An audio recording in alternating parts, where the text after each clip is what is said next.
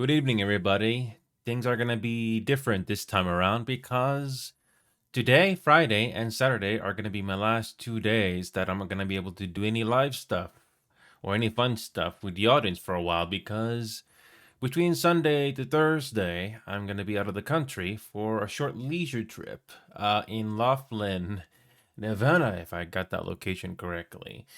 So it's not just going to be Laughlin, but there might be some other locations that could be done during those few days, even though it's not that long.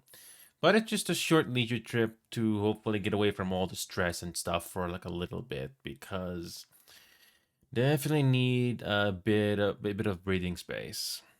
I'm probably not going to be able to use the phone and Wi-Fi that often, so I'll just try to take the most of the time to relax. I hope. But the good news though is I have continued to downsize the games that I have tried, and some of the games I just do not like.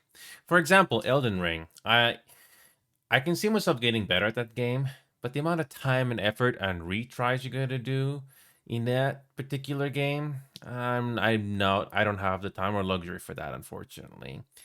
Maybe if this was my full time gig, maybe, but the amount of time it takes to go through that game and the retries, I don't see myself going to that again or anytime soon. It just takes way too much effort. And the fact that you get punished for dying in that game is basically Dark Souls like. And I'm not saying it's a bad game, but you have to ask yourself how much time and effort is it going to take just to get through that? And how much time is it going to take away from all the other fun stuff that I want to do, such as Final Fantasy 14 Online, Party Animals, all the other games that I have on my library? That's another thing. How much effort is it going to take? So, unfortunately, that game is not something I will be touching anytime soon. Again, it just takes too much time and effort. And it's not because I don't think I can do it. It's just that, again, the amount of time. I'm going to leave it at that. I did try some games. Some games panned out. Some games did not pan out.